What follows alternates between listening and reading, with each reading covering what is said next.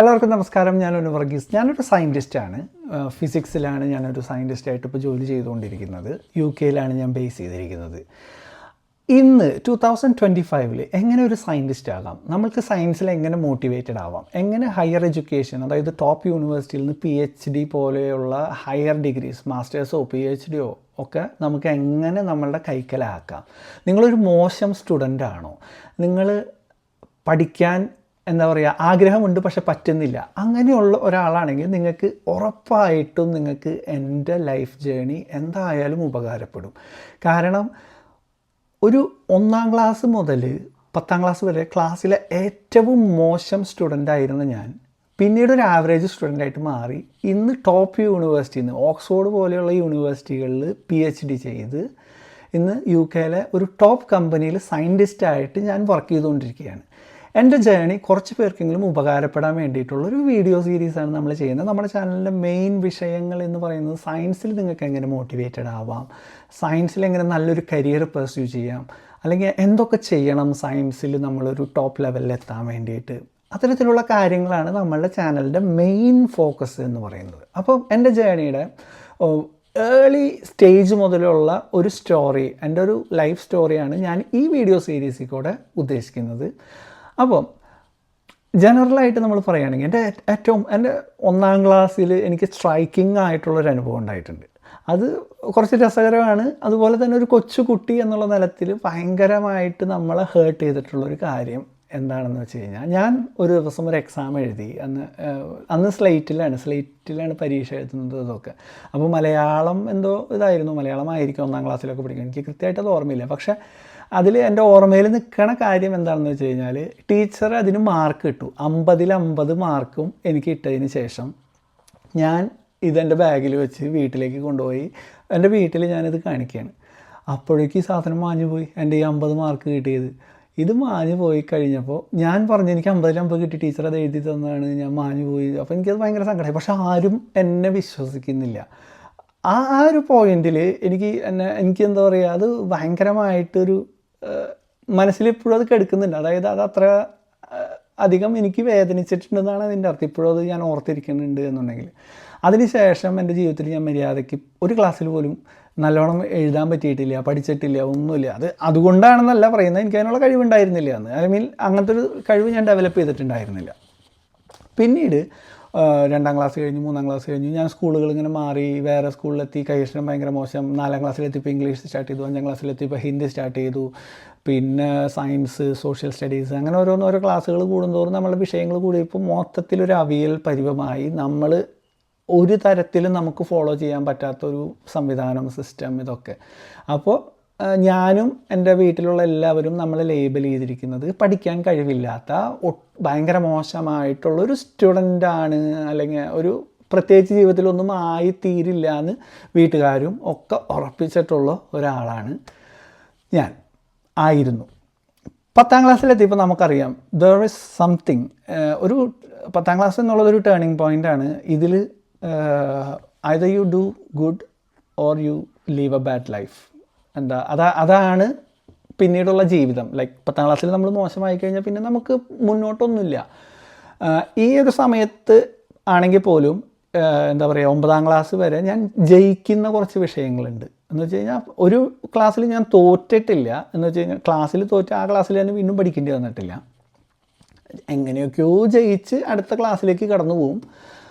അങ്ങനെ സംഭവിക്കുന്ന ഒരു സ്റ്റുഡൻ്റാണ്. അങ്ങനെ 7ാം ക്ലാസ്സിൽ എത്തിക്കഴിഞ്ഞപ്പോൾ ചിലപ്പോൾ ഞാൻ തോൽക്കും എന്നുള്ളൊരു പോയിന്റിലെത്തി. 7ാം ക്ലാസ്സിൽ വീണ്ടും പഠിക്കേണ്ടി വരും. അപ്പോൾ പിന്നെ ആ സമയത്ത് എനിക്ക് ഭയങ്കരമായിട്ടുള്ള മൈഗ്രെയിൻ, അങ്ങനത്തെ പ്രശ്നങ്ങൾ. അപ്പോൾ സ്കൂളിലേക്ക് ഒരു അരമണിക്കൂർ ബസ്സിലൊക്കെ പോകണം. എന്ന് വെച്ച് കഴിഞ്ഞാൽ എല്ലാ ദിവസവും രാത്രി വന്നു കഴിയുമ്പോൾ, നമ്മൾ സ്കൂൾ വിട്ട് വരുമ്പോൾ തലവേദനയും ഛർദിയും ഒക്കെ ആയിട്ട് മൈഗ്രെയിൻ്റെ ഭീകരമായിട്ടുള്ള പ്രശ്നങ്ങൾ. അപ്പോൾ എന്നെ സ്കൂൾ മാറ്റി. ആ ഒരു സമയത്ത് നാട്ടിൽ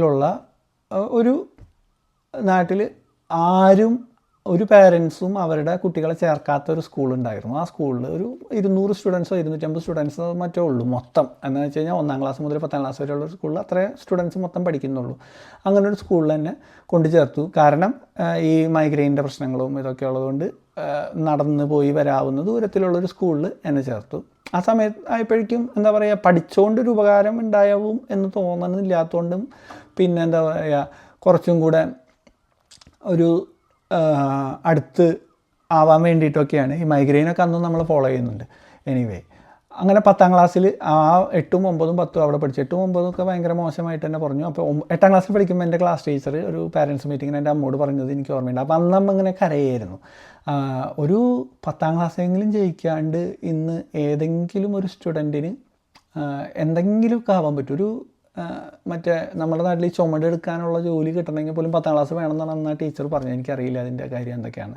അപ്പോൾ ഈ ചുമടെടുക്കണ ജോലി കിട്ടണമെങ്കിൽ പോലും 10ാം ക്ലാസ് വേണം അവരുടെ യൂണിയനിലൊക്കെ ചേരണമെങ്കിൽ. അല്ലാതെ എന്ത് ചെയ്യാനാണ്? ഇവിടെ സ്കൂളിൽ ഫുട്ബോളും കളിച്ച് ഈ കൊത്തിപ്പിള്ളേരുടെ കൂടെ നടന്ന് എന്താ പറയുക, പിന്നെ എന്തെങ്കിലുമൊക്കെ അവൻ ഉപയോഗിക്കുന്നുണ്ടോ എന്ന് സംശയമുണ്ട്. അന്ന് ഈ പാൻ പരാഗ് അതുപോലെ തന്നെ രജനി അങ്ങനെയൊക്കെയുള്ള കുറച്ച് സാധനങ്ങളൊക്കെ ഉണ്ട്. ഇതൊക്കെ ഉപയോഗിക്കുന്നു. കൊത്തിപ്പിള്ളേരോട് നടന്നു കഴിഞ്ഞാൽ ഇതൊക്കെ ഉപയോഗിക്കുന്നുണ്ടോ എന്നൊരു സംശയമൊക്കെ ഉണ്ട്. അങ്ങനെയൊക്കെ പറഞ്ഞാൽ എൻ്റെ അമ്മ അങ്ങനെ കരഞ്ഞിട്ടൊക്കെയാണെന്ന് വന്ന് എനിക്ക് ഓർമ്മയുണ്ട്. അതും എന്നെ ബാധിച്ചിട്ടൊന്നുമില്ല കാര്യമായിട്ട്. അമ്മ കരയുന്നു, നമ്മൾ വീട്ടിൽ പോകുന്നു. നമ്മളുടെ മെയിൻ ഇൻട്രസ്റ്റ് എന്ന് പറയുന്നത് ഇങ്ങനെ കാട് കയറി നടക്കുക. അന്ന് ഈ ഡിസ്കവറി ചാനൽ ബെയർ ഗ്രിൽസിൻ്റെ ഒരു പ്രോഗ്രാമുണ്ട്, മറ്റേ മാൻ വേഴ്സസ് വൈൽഡ്. അതിൻ്റെ എക്സ്ട്രീം ഫാനായിരുന്നു ഞാൻ. എന്ന് വെച്ച് കഴിഞ്ഞാൽ ഒരു എപ്പിസോഡ് പോലും വിടാണ്ട് ഡിസ്കവറി ചാനലിലിരുന്ന് കാണും. വന്നിട്ട് പച്ചയ്ക്ക് സാധനങ്ങൾ തിന്നില്ല എന്നുള്ളൂ, ബാക്കിയെല്ലാം ചെയ്യും. എനിക്കിപ്പോൾ അന്നൊന്നും അരണേനെയോ തവളേനെയോ പാമ്പിനെയോ ഒന്നും കൈ കൊണ്ട് പിടിക്കാനൊന്നും ഒരു മടിയില്ല. മീൻ പിടിക്കാൻ പോവുക അങ്ങനെയുള്ള ഇൻട്രസ്റ്റുകൾ ഇപ്പോഴും അതൊക്കെ തന്നെ ഭയങ്കര ഇൻട്രസ്റ്റ് കേട്ടോ. അന്ന് കാട് കയറി നടക്കുക, അങ്ങനെ എന്താ പറയുക, ഒരു ആർക്കും ഇങ്ങനെ ഒരു അപ്രീഷിയേറ്റ് ചെയ്യാൻ പ്രത്യേകിച്ച് ഒന്നും ചെയ്തിട്ടില്ലാത്ത ഒരു സ്റ്റുഡൻറ്റ് അല്ലെങ്കിൽ ഒരു കുട്ടി അതായിരുന്നു. പിന്നെ 10ാം ക്ലാസ്സിലെത്തിയപ്പോൾ നമുക്ക് ഉൾവിളിയും ഇതൊന്നും ഉണ്ടായില്ല, പക്ഷേ എന്തെങ്കിലും ബെറ്റർ ചെയ്യണം എന്നുള്ളൊരിതുണ്ടായിരുന്നു. പിന്നെ എൻ്റെ അമ്മ എനിക്കൊരു ഉപകാരം ചെയ്തു തന്നത്, അത്ര നാൾ ഞാനൊരു ട്യൂഷൻ ക്ലാസ്സിൽ ഇതൊന്നും പോയിട്ടില്ല. അപ്പോൾ എന്നൊരു ട്യൂഷൻ ക്ലാസ്സിൽ കൊണ്ട് ചേർത്തു എൻ്റെ ഒരു ബന്ധുവിൻ്റെ വീട്ടിൽ. ആ ചേച്ചിയപ്പോൾ നല്ലോണം നമുക്ക് കാര്യങ്ങളൊക്കെ മനസ്സിലാക്കി തരും. അപ്പോൾ ആകെ കൂടെ ഞാൻ ട്യൂഷൻ എടുത്തിരുന്നത് മാത്സിനും ഇംഗ്ലീഷിനുമാണ്. അപ്പോൾ അത് മാത്രം എന്താ പറയുക, വേറെ ഒന്നും എനിക്ക് ഉറപ്പായിരുന്നു. ഞാൻ ഒറ്റയ്ക്ക് തള്ളിക്കഴിഞ്ഞാൽ നീങ്ങാത്തൊരു വണ്ടിയിലാണ് ഞാനിപ്പോൾ നിൽക്കുന്നത്. അപ്പോൾ എനിക്കൊരാളുടെ സപ്പോർട്ട് വേണം. ഞാനപ്പോൾ 3 കാര്യങ്ങൾ. ഒന്ന്, ഞങ്ങളൊരു ക്രിസ്ത്യൻ വിശ്വാസികളായിരുന്നു. അപ്പോൾ ഈ വർഷം മുഴുവൻ ഞാൻ നോയമ്പെടുക്കും. അത് ഇപ്പം ഞാൻ മനസ്സിലാക്കുന്ന ദൈവവിശ്വാസത്തെക്കാൾ ഉപരി, അതായത് 10ാം ക്ലാസ് മുഴുവൻ ഞാൻ നോയമ്പെടുക്കുക. എൻ്റെ വീട്ടിൽ കുറേ പേര് അങ്ങനെ ഫോളോ ചെയ്തിട്ടുണ്ട്. അതായത് 10ാം ക്ലാസ്സിൽ എത്തിക്കഴിഞ്ഞാൽ ഒരു നോയമ്പെടുക്കുക, അതിനനുസരിച്ച് പഠിക്കാൻ വേണ്ടിയിട്ട് നമ്മൾക്കൊരു പ്രാർത്ഥനകളിലൊക്കെ നമ്മളുടെ പഠിപ്പിനെയും കൂടി ഇൻവോൾവ് ചെയ്യിപ്പിക്കുക. അപ്പോൾ നമ്മൾക്കും ആഗ്രഹമുണ്ട്. അതുവരെ ഞാൻ പറഞ്ഞ പോലെ ജെയ്സനെ പോലെ, മറ്റേ തണ്ണീർമത്തൻ ദിനങ്ങളിലെ ജെയ്സനെ പോലെ പലപ്പോഴും നന്നാവാൻ നമ്മൾ ശ്രമിച്ചിട്ടും നടക്കാണ്ട് പോയിട്ടുണ്ട്. എന്ന് വെച്ച് കഴിഞ്ഞാൽ നമ്മളൊരു ദിവസം രാവിലെ എല്ലാ 1-ാം തീയതി രാവിലെ നന്നാവാൻ നോക്കും, എല്ലാ തിങ്കളാഴ്ചയും രാവിലെ നന്നാവാൻ നോക്കും, ബർത്ത്ഡേയുടെ നന്നാവാൻ നോക്കും, ന്യൂ ഇയറിൻ്റെ നന്നാവാൻ നോക്കും. പക്ഷേ ഒരു 2 ദിവസത്തിലും മേലെ ഇതൊന്നും കടന്നു പോവില്ല.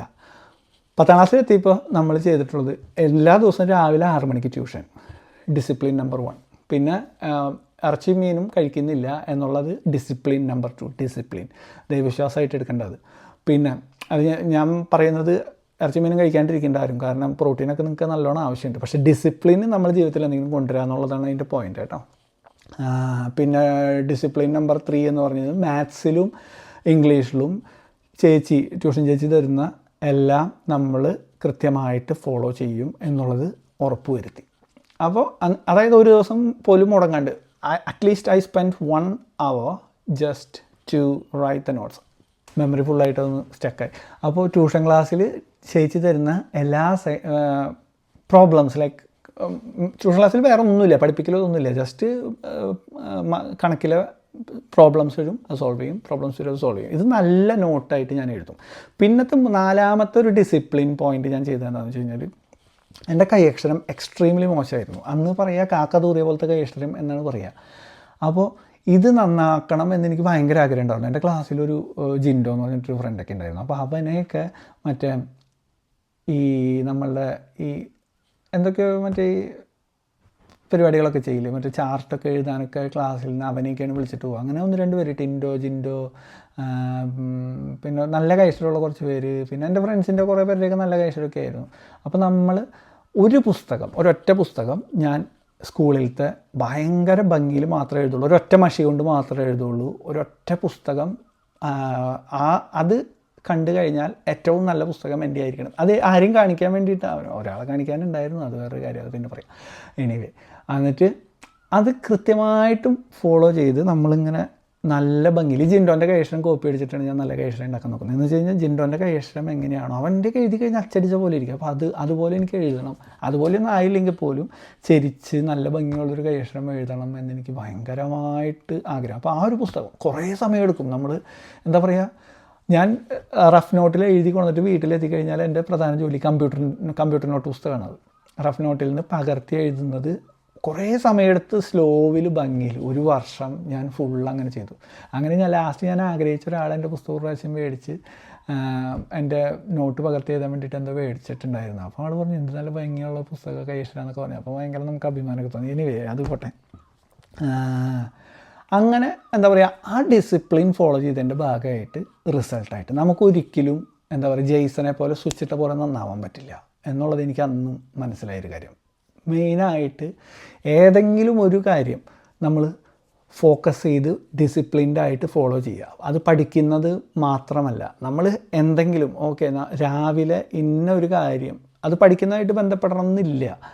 ഇത് ഞാൻ എൻ്റെ ജീവിതത്തിൽ ഞാൻ ചെയ്തിട്ടുള്ള കാര്യമാണ്. ഇപ്പോൾ അടുത്ത് റീസെൻ്റ്ലി ഞാനൊരു പുസ്തകം, ഭയങ്കര ഫേമസ് ആയിട്ടുള്ള പുസ്തകം ആറ്റോമിക് ഹാബിറ്റ്സ് എന്ന് പറഞ്ഞിട്ടൊരു പുസ്തകം വായിച്ചപ്പോൾ അതിൽ കൃത്യമായിട്ട് പറയുന്നൊരു കാര്യം ഇതാണ്. ഇത് ഞാൻ എൻ്റെ ജീവിതത്തിൽ പ്രാവർത്തികമാക്കിയതിന് ശേഷമാണ് കേട്ടോ ഞാൻ ആ പുസ്തകം വായിക്കുന്നത്. നമ്മളുടെ ജീവിതത്തിൽ എന്തെങ്കിലും ഒരു കാര്യം നമ്മൾ ചെയ്യണം എന്നാഗ്രഹിച്ചു കഴിഞ്ഞാൽ അത് ഏറ്റവും ചെറിയ തലത്തിൽ ആദ്യം ചെയ്യുക.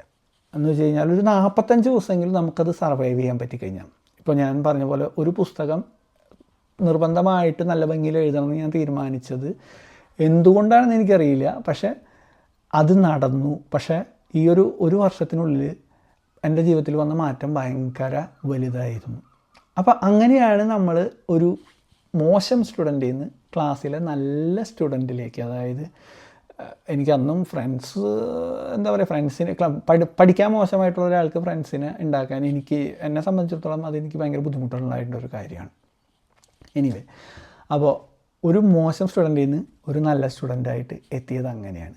ആ യാത്ര ഫോളോ ചെയ്ത് ഏകദേശം ഇന്ന് ഇപ്പോൾ എന്താ പറയുക 2007 തുടങ്ങിയ ആ ഒരു യാത്ര ഇന്നിപ്പോൾ 2025 ഇന്നിപ്പോൾ എന്നെ എത്തി നിർത്തിയത് ഓക്സ്ഫോർഡ് യൂണിവേഴ്സിറ്റിയിലത്തെ ഒരു PhD റിസർച്ചറായി അവിടെ നിന്നും UK ഒരു ടോപ്പ് കമ്പനിയിൽ, ലോകത്തിലെ തന്നെ ഏറ്റവും നല്ലൊരു കമ്പനിയിൽ സയൻറ്റിസ്റ്റ് ആയിട്ടാണ് എത്തിച്ച് നിർത്തിയിരിക്കുന്നത്. അതിൻ്റെ ബാക്കി കഥകൾ അടുത്ത വീഡിയോയിൽ പറയാം. അപ്പോൾ അടുത്ത വീഡിയോയിൽ കാണാം. എല്ലാവരും ഈ ചാനൽ ഫോളോ ചെയ്യുക, സബ്സ്ക്രൈബ് ചെയ്യുക. ഞാൻ പുതിയ മൈക്കൊക്കെ മേടിച്ചിട്ടുണ്ട്, കുറേ നാളായി വിചാരിക്കുന്നത്. കുറച്ച് പേരെ എന്നോട് പറയുന്ന കമൻറ്റ് ചെയ്യുന്ന ശബ്ദം മോശമാണ്, എങ്ങനെയെങ്കിലും ഒന്ന് ഇമ്പ്രൂവ് ചെയ്യണം. അപ്പോൾ വിത്ത് ദിസ് ഐ ഹോപ്പ് എൻ്റെ വീഡിയോൻ്റെ വോയിസ് നന്നായിട്ടുണ്ടാവുമെന്ന് വിചാരിക്കുന്നു. അപ്പോൾ എല്ലാവരും ഇത് ഫോളോ ചെയ്ത് സപ്പോർട്ട് ചെയ്ത് കഴിഞ്ഞാൽ നമ്മൾ കൂടുതൽ എനിക്ക് ഇൻട്രസ്റ്റ് ഉണ്ട് ഒരു സയൻസ് കമ്മ്യൂണിക്കേറ്റർ ആവണമെന്ന്. എനിക്ക് ഇപ്പോഴത്തെ കുട്ടികളെയൊക്കെ ഒന്ന് ഹെൽപ്പ് ചെയ്യണമെന്ന് ഭയങ്കര ആഗ്രഹമുണ്ട്. നമ്മൾ പോയ വഴികൾ എന്തായാലും ഉപകാരപ്പെടുന്നത് എനിക്ക് ഉറപ്പാണ്. കാരണം ഞാനിപ്പോൾ ഇങ്ങനെ പറയുമ്പോൾ എൻ്റെ പഴയ കാര്യങ്ങൾ ഓർമ്മയിൽ വരുമ്പോൾ നല്ല രസമുണ്ട് ആക്ച്വലി. അപ്പം എല്ലാവരും ഈ ഫോളോ ചെയ്യുക, കുട്ടികൾക്കൊക്കെ ഷെയർ ചെയ്ത് കൊടുക്കുക. Thank you.